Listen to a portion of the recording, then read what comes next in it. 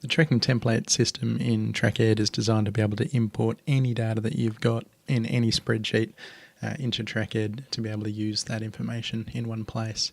So we're just going to go to the settings page and the tracking template settings, and we're actually going to create our own template now.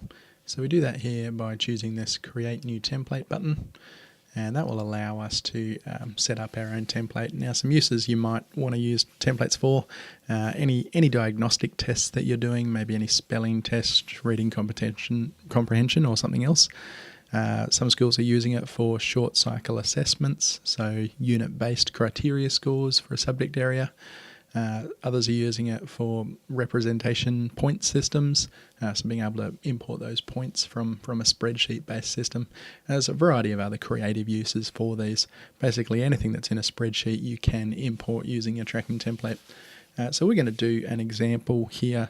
We'll call this one a TrackEd spelling test, and we can put in a description if we'd like. We can put in a sort order if you want, so that's where it sorts with the other tracking templates. We have an option here to use the fullest and latest data only. If you tick this option, it will actually delete any previous imports and replace it with a new import. So we won't use that for this particular one because we're wanting to store information over time. This lets you choose which module areas that tracking template's available for. Then we get to set up the column headings. So in this case, we're just going to go with some very basic ones. We're going to have a raw score, a Steinine, a percentile, and we'll have a scale score as well. So we get to pick which ones of these are number fields. So in this case, they're all numbers. We actually get to pick one of these that we can track the trend on. So we might track the trend on the Steinine in this case. And which one are we going to show on the timeline? So again, we might use the scale or the Steinine for that.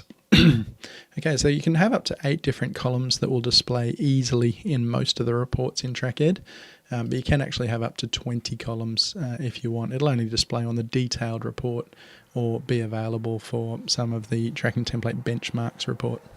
Okay, so that is now set up and ready to use.